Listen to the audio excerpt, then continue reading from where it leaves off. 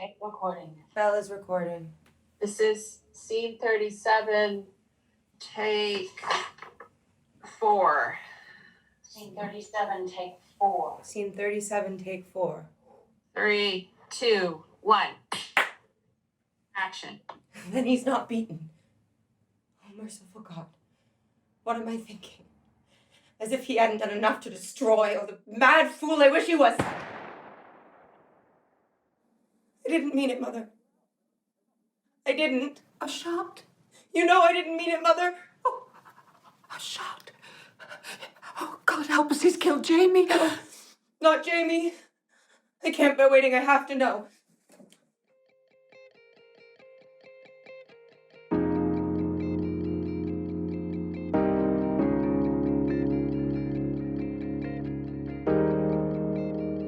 It was normal times. It was normal times. We went in every day, and Kieran O'Reilly's production of A Touch of the Poet was ready to go. He was moving downstairs into the theater proper the next day, and the set was being loaded in, and I was racking my brain to think of my next project, and all at once, everything stopped. We had an amazing staff who you know, when they left Irish Rep and made their way to their home, they basically got there, opened up their laptops and started working. And they have not stopped working. They have not stopped working for over a year now. I knew, just based off of, our spirit as the Irish Rep, that we would find something to do, even if our theaters were closed. We have amazing leaders in Charlotte and Kieran, and so I knew that we would not quit, which was a very nice feeling, to be attached to something that would persevere through not knowing what was going to come next. So then we decided to do like a full length play, and we had a perfect one in mind in Brian Friel's Molly Sweeney, which is a 3-character play that tells the same story from the perspective of each actor. And they're not in the same, they don't need to be in the same room or in the same vicinity. So we went back to Geraldine Hughes, who had played Molly Sweeney 10 years before, and said, how would you like to jump in here? And you don't have to leave your home. It was the first production. Kieran and Charlotte contacted me, and it was the first idea they had. They said, look, this is a production we could do. It's 3 individuals, it's monologues. Are you up for it? And I was dying to do something creative, and it was still at the very beginning of all of this. By the time I was 5 years of age, my father had taught me the names of dozens of flowers and herbs and shrubs. And I spent days and days of learning and filming, ironically isolated by myself. Like, I didn't have anyone running a camera or setting up lights or anything. It was just an iPhone in my backdrop. But I was able to escape into that emotional world, and I feel like everything that was going on was just feeding that. We sent it to our wonderful new editor, Sarah NICHOLS, who had been our house manager here, and found that she had a particular talent for editing. I am the audience services manager. That was a title that I was hired under. So basically I was the house manager. I would manage the front of house operations, start the shows on time, make sure our patrons were having a lovely experience, and basically interact with people as they came in and left the theater, and just was there to sort of host and just make the experience run smoothly. So obviously that has changed since the theaters have locked down. So now I am the video editor for them, and I had never edited video before the lockdown started. I hadn't even opened up iMovie on my laptop, but I knew that they were going to need someone to help them do that, and they asked me if I was up for it, and so obviously I wanted to do anything I could to help them. And so we sent it to her, she stitched them together, and we put it out for, I think it was 6 performances. We were able to stream it. Oh, I did. I watched it with my husband, like I was going to watch myself in a play. It was the strangest thing. And to see the Irish Rep logo up on our TV on the wall, and the time, you know, the counters, like 15 minutes to show time and 10 minutes, you know. And I would say to my husband, this would be the 15-minute call. This is your 10-minute call, you know, 5 minutes, ladies and gentlemen. So I was sort of verbalizing all of that like we were in live theater, because it was very emotional, and had no concept of how people were going to react to this medium. What were they going to think? Are they going to think this is ridiculous? This is ridiculous. And when I could see people commenting in the format that it was, people commenting, saying they were gathered with their families, they had their cups of tea, or they had their whiskey, or they had they were loving it. I was floored by the reaction, to be honest. And I realized that people really needed to hear and to see theater in some form or another, you know? Up and down. Up and down, yes, I see it, I do. Yes, it's moving up and down. Yes, yes, yes, splendid, he said. Absolutely splendid. You are a clever lady. And there was a delight in his voice, and my head I was suddenly giddy. And I thought for a moment I thought I was going to faint. After that, we moved into another production that we had on some years before that was successful for us, Conor McPherson's The Weir. Now, this was a different situation with The Weir, in that there was 5 different characters in it, but they were all in the same room. They were all in the same pub. They all drank the same beer. They handed each other cigarettes. The bartender pulled the pint and handed it over. And these actors were all over the country. In fact, each one of them were in a different state.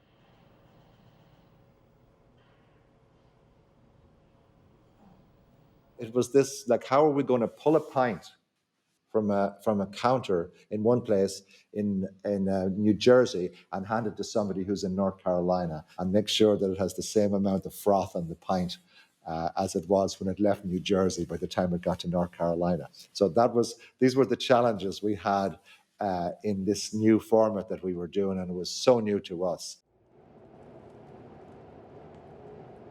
She still spoils that boy rotten though, huh? Oh, definitely.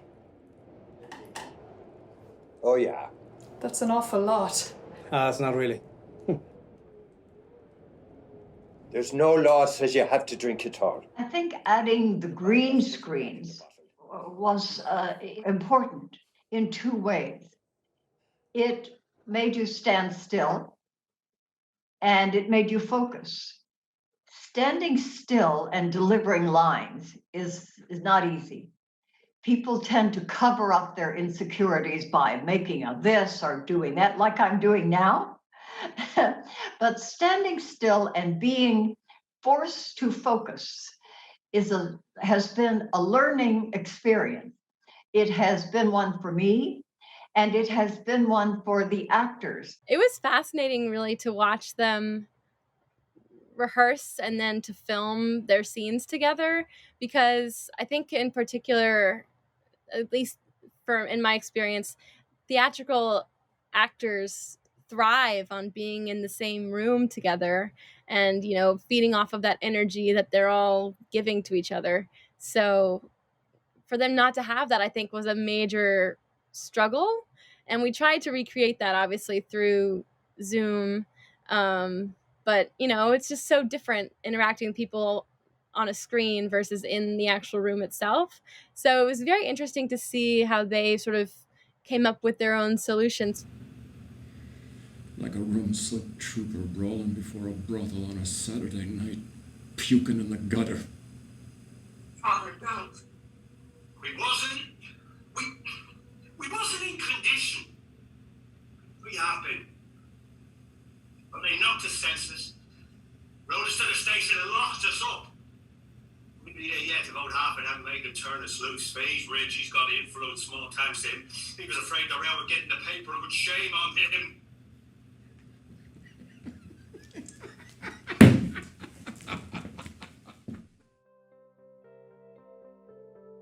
because the Players Club, that venerable old institution and gorgeous building, was empty and closed and locked. For some reason, we got the idea that we might do a little musical review in there with K.T. Sullivan and Steve Ross. And we asked about it, and they said, if you will guarantee all of the safety precautions, come on and do it. So we moved in there. You know, they were to the manor born. They just like, you know, wafted in there, and it was like, it seems perfect place for them to do it. I think we did a lovely small piece of Noel Coward in there, which seemed to be fitting because there we were in a gorgeous place, isolated, like everybody else, isolated. And then, so we did that, and I'm so pleased with it, and it will be there forever. My whole life through. I kept all my dreams apart till one came true. No matter what price was paid, what stars did fade above, I followed my secret heart till I found. In a late TV interview, Noel was asked to sum up his life in one word, pausing uncharacteristically. He then said, There is one word, love. To know that you are among people you love and who love you. That has made all the successes so much more wonderful than they would have been anyway.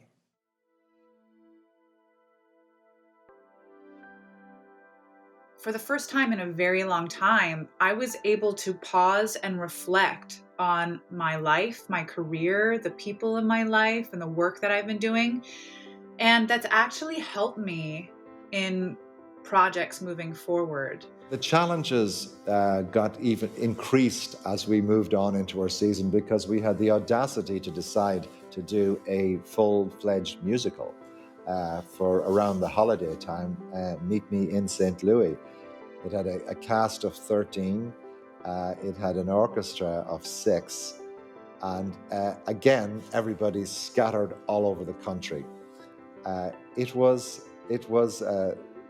We really were gluttons for punishment. When I was cast, it was just go from there. And we had about 2 weeks of rehearsal. And when I say rehearsal, I mean shooting time. We had 2 days of just, you know, being on Zoom and getting really clear on the show, the story, and also who else is in the cast and introducing ourselves. And then it was just go from there. And it was 2 weeks of shooting from 10 to 5 every day.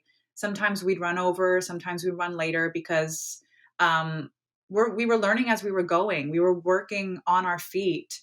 So it was a whirlwind, but it was so much fun. My original thought that if we were doing Meet Me in St. Louis, the musical, we needed to, of course, get the score completely recorded first, and then the actors would have that to sing to. But no, we were told by wiser people that it would be better if our musical director, John Bell, would create a piano version of the score, and we would send that out for the performers to sing to, and then the orchestra would then play the music to support what was already shot. So that came after the score was actually recorded, after we had done filming. And that was done delightfully on the stage of the Irish Rep.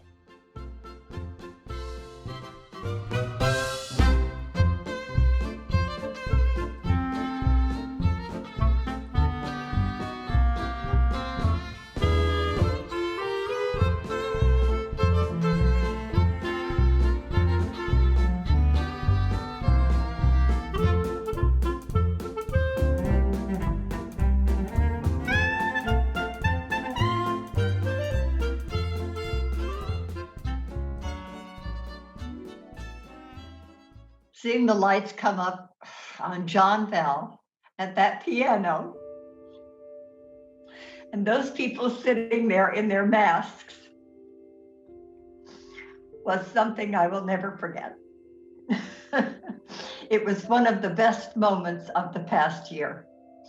And it was an inimitable thrill to see that, having not seen anybody nor touched anybody nor seen anybody on our stage for, I guess it had been at that time about 7 months. And it was a delicious moment, well, one I'll never forget. John and I had a lot of one-on-one rehearsals to get clear on where the counts start, what the aura of the music will be. But also, he was very, very clear on wanting to make it sound spontaneous and not so cut and dry beat by beat like a karaoke track. So he was listening very intently on what I brought to the song and what everyone brought to the song or the pieces, and trying to make it as free-flowing and as live as possible, which I think he did beautifully.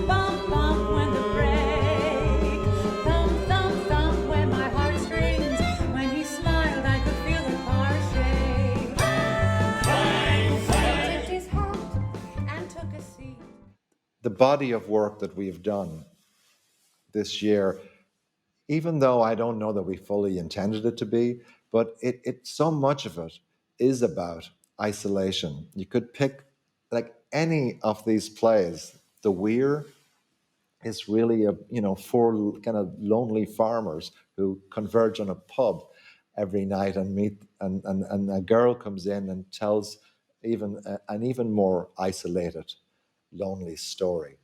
A Touch of the Poet is certainly about the immigrant isolation experience. Meet Me in St. Louis, that song, Have Yourself a Merry Little Christmas, saying that how we'll, that next year soon all our troubles will be far away, but somehow we'll muddle through somehow. It just seems to be written for the moment. I will never hear that song the same again. I will never sing that song the same again. It was striking to me how relevant those lyrics were, especially in that moment. She says, have yourself a merry little Christmas. Let your heart be light. From now on, our troubles will be out of sight. Through the years we all will be together, if the fates allow. Until then, we'll have to muddle through somehow.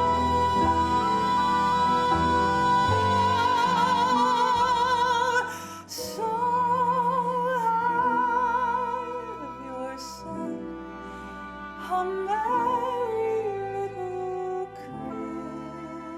Christmas now.